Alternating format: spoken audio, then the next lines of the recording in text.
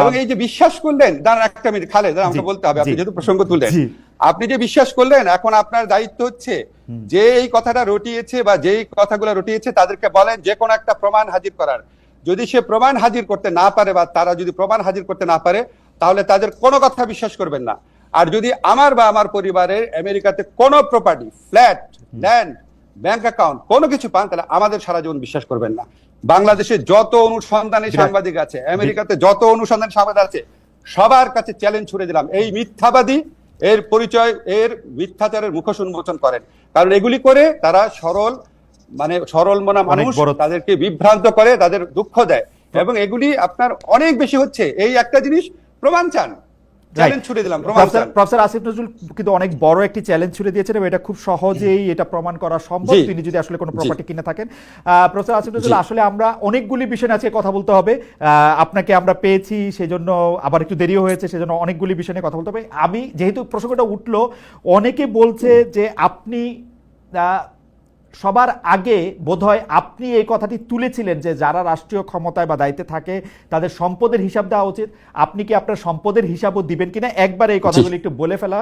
আরেকটি কথা হচ্ছে যে অনেকে বলছেন যে আপনারা এই সরকারের উপদেষ্টারা নাকি খুব ট্রাভেল হ্যাপি, আপনারা অনেক সফর সঙ্গী নিয়ে বিদেশে যান, বিশেষ করে ডক্টর মোহাম্মদ ইউনূসকে বলা হচ্ছে যে 11 বার তিনি বিদেশে গিয়েছেন। আপনার ক্ষেত্রেও এরকম বলা হয় যে আপনি যেহেতু ডক্টর মোহাম্মদ ইউনূসের খুব ঘনিষ্ঠ, সেহেতু আপনিও এইটার জবাব দিবেন কিনা যে আপনি যে যখন বিদেশে যান তখন বিরাট একটা প্রতিনিধি দল নিয়ে সঙ্গে নিয়ে যান কিনা, এবং সম্পদের হিসাবটা আপনি দিবেন কিনা, খুব সংক্ষেপে দুটো বিষয় একটু বলে দিতেন। হ্যাঁ, জি, না আমি আরো বলবো আপনাকে। আমাদের সবার সম্পত্তির হিসাব ক্যাবিনেট ডিভিশনে দেওয়া আছে। আমি মনে করি তাদের এটা অবিলম্বে প্রকাশ করা উচিত। আমরা প্রকাশ করার জন্যই দিয়েছি প্রত্যেক উপদেষ্টা। সেকেন্ড হচ্ছে বিদেশ সফরের ক্ষেত্রে আমার জবাব আমি দিব। আমি যখন জেনেভাতে আইএলওর কনফারেন্সে গিয়েছিলাম, যেখানে স্থানীয় আওয়ামী লীগরা আমাকে অপদস্থ করার চেষ্টা করেছিল, সেখানে আমি একজনও সফর সঙ্গী নেই নাই। আমার সাথে অন্য একজন উপদেষ্টা ছিলেন, উনি নিয়েছিলেন। আমি আমার পিএস, আমার মন্ত্রণালয়ের একটা মানুষকেও নেই নাই। ঠিক আছে, আমি যখন বিদেশে যাই তখন আমার মন্ত্রণালয়ের সর্বোচ্চ 2 জন লোক গিয়েছিল আমার সাথে, এক্সট্রা 2 জন লোক একটা সফরে। সেটা হচ্ছে ওখান থেকে আমন্ত্রণ করা হয়েছিল দেখে। আমি যে সফরগুলোতে গিয়েছিলাম, একটা হচ্ছে আইএলওতে জবাবদিহি করার জন্য বাংলাদেশের জন্য, আর একটা হচ্ছে আবার গিয়েছিলাম হিউম্যান রাইটস কাউন্সিলে বাংলাদেশের পক্ষ থেকে জবাব দেওয়ার জন্য। এটা আমার ম্যান্ডেটরি। আমি সৌদি আরবে গিয়েছিলাম বাংলাদেশের শ্রম বাজার নিয়ে আলোচনা করার জন্য, আর একটা গিয়েছিলাম তাদের কনফারেন্সে, তাদের অতিথি হয়ে, যেখানে 2 জন সৌদি মন্ত্রী সহ আমাকে স্টেজে তারা অনেক সম্মান করিয়ে করেছে। এবং এটা যেটার কারণে বলে রাখি আপনাকে প্রসঙ্গ, তো সৌদি আরবে 2 বার যাওয়ার কারণে বাংলাদেশের সাথে সৌদি আরবের প্রথম শ্রম বা কর্মসংস্থানের এগ্রিমেন্ট হতে যাচ্ছে, যেটা ইন্ডিয়া পাকিস্তানের সাথেও নাই। আর আমি গিয়েছিলাম মালয়েশিয়াতে, সেখানে আমার সফর সঙ্গী ছিল একজন, সেখানে সফর সঙ্গী ছিল 2 জন, মালয়েশিয়াতে 2 জন, সর্বোচ্চ 2 জন, এবং কোন কোন ক্ষেত্রে আমার কোনো সফর সঙ্গী ছিল না। তার মানে আপনি আগে থেকে বলছেন সেটি আপনি পালন করছেন। আপনি যদি অবশ্যই পরিষ্কার করে বললেন যে এটা আসলে ক্যাবিনেটে দেয়া আছে এবং এটা পাবলিক করা হবে যে কোনো সময়, রাইট? অবশ্যই। আরেকটা কথা বলি, আরেকটা কথা আমি বলতাম, এখন চট করে মনে করতে পারছি, সেটা হচ্ছে বিদেশি চিকিৎসা নেব না। আমাদের কেউ বিদেশি চিকিৎসা নেয় নাই। আমার ব্যক্তিগত, আমার এবং আমার পরিবার, আমি উপদেষ্টা হওয়ার পর চিকিৎসা নিয়েছে হচ্ছে পিজি হসপিটাল, যেটা এখন বাংলাদেশ হসপিটাল নামে পরিচিত, যেখানে সাধারণ রোগীরা দেখায়, সেভাবে দেখিয়েছি। ইবনে সিনাতে দেখিয়েছি, সারা জীবন যেই হসপিটালে দেখাতাম সেখানেই দেখিয়েছি। কোনোদিন বাইরে যাওয়া তো দূরের কথা, বাইরের ওষুধ পর্যন্ত খাই নাই। ওকে, প্রফেসর নজরুল, আমরা একদম এর পরের যে আবার প্রসঙ্গটি যেতে চাই সেটি আবার লন্ডনে প্রফেসর ডক্টর মোহাম্মদ ইউনূস আমাদেরকে মানে একটা প্রশ্নের জবাবে উনি এরকম সংস্কারের বিষয়টি কেন নির্বাচিত প্রতিনিধিদের কাছে ছাড়ছেন না বা ছাড়া হইতেছে না, এরকম একটা প্রশ্নের জবাবের এক পর্যায়ে তিনি বলছেন ভোটাররা আসলে কার কি বক্তব্য আছে, কি আছে সেগুলি জানতে চায় না, তারা শুধু বুঝতে চায় কে তাকে বেশি টাকা দেবে তাকেই ভোটটা দেয়। স্যার, আপনি এইটা দেখছেন কিনা যে এইটা কিন্তু আসলে সত্যি সত্যি ডক্টর মোহাম্মদ ইউনূস বলছে? টু মাই আটার সারপ্রাইজ। আপনার মন্তব্য একটু শুনতে চাই।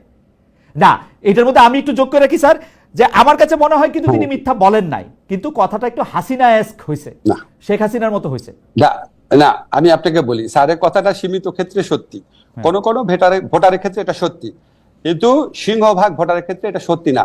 যদি শুধু টাকা দিয়েই ভোট কেনা যেত, তাহলে তো আওয়ামী লীগ আপনার 2018 সনে কিনেই ভোট করতে পারতো, এই রাতের ভোট তো করতে হতো না। Absolutely. যদি টাকা দিয়েই ভোট করা যেত তাহলে তো 2014 আর 2024 এই নির্বাচনী নাটক আওয়ামী লীগকে করতে হতো না, কারণ কে না জানে সবচেয়ে বেশি টাকা আওয়ামী লীগের হাতে আছে। স্যার তো সীমিত ক্ষেত্রে বলেছে, সীমিত ক্ষেত্রে কোনো কোনো ভোটারকে হয়তো করা যায়, ভোট ব্যাংক আছে আমাদের এখানে, আপনি জানেন তো সত্যি, সেটাকে হয়তো একটু স্যার জেনারেলাইজ করে ফেলেছে, এটা হয়তো একটুখানি আপনার কনফিউশনে তৈরি করেছে। আরেকটি বিষয় আপনার সাথে নামের সাথে জড়িত, কিন্তু আমি বিষয়টাকে আরেকটু অন্যভাবে প্রশ্ন করতে চাই। আমরা দেখেছি যে গত সরকার ক্ষমতাচ্যুত হওয়ার পরে আমরা ভারতের সাথে বিভিন্ন বিষয়ের যে চুক্তিগুলি রয়েছে সেই চুক্তিগুলি জনসমক্ষে আসবে, সেটা আমরা চেয়েছিলাম। অনেকে চেয়েছিল যে সেই চুক্তিগুলি বাতিলও করা হবে, কিন্তু সেই চুক্তিগুলি বাতিল করা হয়েছে বলে একটিও আমি শুনি নাই, জনসমক্ষেও আসে না। এটার কারণ কি? অনেকে বলে থাকেন এর জন্য নাকি আপনি একজন নিয়ামক, কারণ আপনি ভারতের একজন পরীক্ষিত বন্ধু। আমি স্যার আপনাকে দালাল শব্দটি বলতে পারলাম না, কিন্তু অনেকে এটাও বলে। যাই হোক খালেদ, আমি আপনাকে জিজ্ঞেস করি, আপনি কি 15 বছর এই কথাটা শুনেছেন যে আমি পাকিস্তানের দালাল, আমি পাকিস্তানপন্থী, আমি আইএসআই এর এজেন্ট? প্রচন্ড ভাবে শুনেছেন না?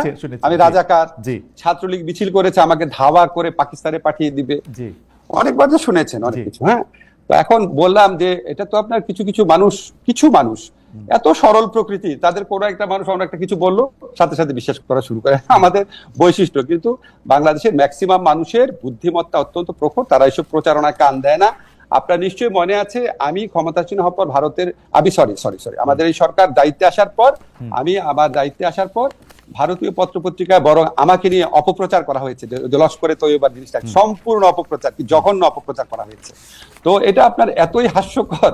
এখন আপনার মাঝে মাঝে আমাকে ধরেন লোকজন বলে কি, ভাই আপনি এগুলি প্রশ্ন উত্তর দেন না কেন? খালেদ, আমাকে একটা সেকেন্ড বলতে দিন। দেখেন, আপনি যখন রাস্তাঘাটে হাঁটবেন, আপনি মাঝে মাঝে কিছু ভিখারিকে দেখেন না, ময়লা হাতে নিয়ে হাঁটে, থুতু মারে লোককে, ময়লা ছুঁড়ে মারে, আপনি কি তাকে কনফ্রন্ট করতে যান নাকি আপনি একটু একটু দূরে দূরে সরে থাকেন? তো এই সমস্ত কথাবার্তা যারা বলে তাদেরকে আমি ওই ধরনের আবর্জনা ছুঁড়ে মারা, যে নোংরা যা থাকা, যে আপনার যে লোক আছে রাস্তার মধ্যে, মানে আমার কাছে মনে হয় কি, যে বাংলাদেশের হয়তো খুব বেশি হলে আমার যারা ফলোয়ার আছে, ভক্ত আছে, বা আমাকে যারা ভালোবাসেন, তাদের মধ্যে হয়তো 10% মানুষ যারা খুবই সরল মনা, খুব গভীরভাবে চিন্তা করেন না, তারা হয়তো তাদেরকে প্রভাবিত করতে পেরেছে। কিন্তু 90% মানুষের মনে এগুলি হাস্যরস ছাড়া কিছু উদ্রেক করে না। আর ভারতের সাথে চুক্তি, আপনাকে আমি বলি, এটা অবশ্যই প্রকাশ করা উচিত। এখন ধরেন চুক্তিগুলো তো হয় পররাষ্ট্র মন্ত্রণালয়ের মাধ্যমে, ঠিক না? এখন আপনি আপনার প্রোগ্রামে একটু পররাষ্ট্রমন্ত্রীকে বা এই দায়িত্বে যারা আছে তাদেরকে এনে জিজ্ঞেস করলে ভালো হয়। কারণ আমি আপনাকে একটা জিনিস শুধু বলি, আমরা যখন কোনো মিটিং এ বসি, খালেদ, আপনি যখন ডয়েচে ভেলেতে কাজ করতেন, আপনি যখন মিটিং এ বসতেন, আপনি যে মতামতটা দিতেন সেটাই কি ডয়েচে ভেলের মতামত হতো না? ঠিক না? এখন আমার মতামত আমি দিব, একজনের মতামত আরো দিবে, অনেক সময় হতো না। তো আমি আপনাকে একটা জিনিস একটু ব্যাখ্যা করে বলি। ধরেন আমি যখন ঢাকা ইউনিভার্সিটির টিচার ছিলাম, আমাদের 2-1 শিক্ষক ছিলেন ফাঁকিবাজ, ক্লাস নিতেন না। 2-1 শিক্ষক ছিলেন খাতা অনেক দেরি করে দিতেন, ঠিক আছে?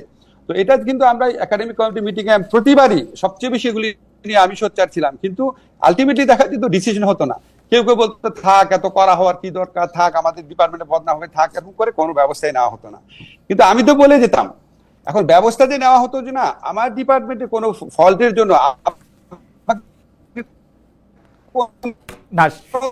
ছাত্র বলে নাই, স্যার ওই যে রাজনীতিতে দোষারোপ আমার উপর আসবে কেন? আপনি সরকারকে দোষ দেন অথবা কনসার্ন মিনিস্ট্রিকে জিজ্ঞেস করেন। আপনাকে কোনো, তবে আমার যেটুকু ধারণা, আমি যেটুকু বিশ্বাস করি, এগুলি প্রকাশ করে না, এগুলি এই চুক্তি প্রকাশ করার সময় এখনো চলে যায় নাই। আপনাকে শুধু একটা জিনিস বলি, আমরা এই সরকারে আমরা দায়িত্ব গ্রহণ করার পর একটা কাজ করেছি যেটা ভারত কখনোই চায় নাই, সেটা হচ্ছে আমাদের ইউএনইসি যে কনভেনশন আছে, ওয়াটার কনভেনশন, যেটা আমাদের আন্তর্জাতিক নদীর প্রবাহে আমাদের স্বার্থ রক্ষার ক্ষেত্রে বিরাট ভূমিকা রাখবে, সেটা আমরা র্যাটিফাই করেছি, এক্সিড করেছি, অনুসমর্থন করেছি। এটা আমরা খুব শীঘ্রই আপনি ঘটা করে জানবেন। এই সমস্ত আপনার দেশের স্বার্থ রক্ষা করার জন্য আন্তর্জাতিক চুক্তি আমরা করে যাচ্ছি। আর চুক্তি, আরেকটা কথা শুধু বলি, চুক্তি প্রকাশের সময় এখনো শেষ হয়ে যায় না। অবশ্যই আমি একটু দর্শকদের মনে করে দিতে চাই, যখন আসলে বাংলাদেশে একটা অদ্ভুত অবস্থা ছিল, কেউই আসলে ঠিক মতো কথা বলতে সাহস করতো না, তখন কিন্তু প্রফেসর আসিফ নজরুল, আমি আসলে গত 15 বছরের কথা বলতেছি, প্রফেসর আসিফ নজরুল একদম তার দৃঢ়, মানে বুলন্দ আওয়াজে তিনি এগুলি নিয়ে কথা বলেছেন। সেই জন্য আমাদের আশা প্রফেসর আসিফ নজরুলের কাছে অনেক বেশি, যে ভারত একচেটিয়াভাবে আপনাকে ট্রান্সশিপমেন্ট বাতিল করে দিচ্ছে, আপনাকে বলছে যে এখানে স্থলবন্দর আমি ব্যবহার করতে দিব না। আমাদের হাতে কি কোনো কার্ড নাই যেটা আমি পাল্টা করতে পারি? আমি পররাষ্ট্র উপদেষ্টার কাছে কাছাকাছি প্রশ্ন করেছিলাম প্রেস সচিবের কাছেও, তারা বলেছেন তারা নাকি কোনো রিটালিয়েশনে বিশ্বাস করে না। প্রেস সচিব, এটা রিটালিয়েশনের কি হইল? মানে ঘটনা হচ্ছে ভারত একচেটিয়াভাবে এগুলি, স্যার আমি আপনার এতদিন ধরে চিনি বলে আমার কাছে মনে হয় যে আপনি এগুলি কেমনে সহ্য করেন, বা আপনি কেন এগুলি কিছু বলেন না, বা আসলেই কি আমাদের হাতে কিছু নাই? Very good question. এখন ধরেন হ্যাঁ। না এখন ধরেন আমি আপনাকে বলি, খালেদ হ্যাঁ। আপনি আমাকে দুইটা প্রশ্ন করছেন, আমাকে একটু টাইম দিবেন বলা জি। যে আপনি এটা কিভাবে সহ্য করেন এবং আপনি কেন বলেন না। আচ্ছা, আমার ল ডিপার্টমেন্টে যেই শিক্ষক ক্লাস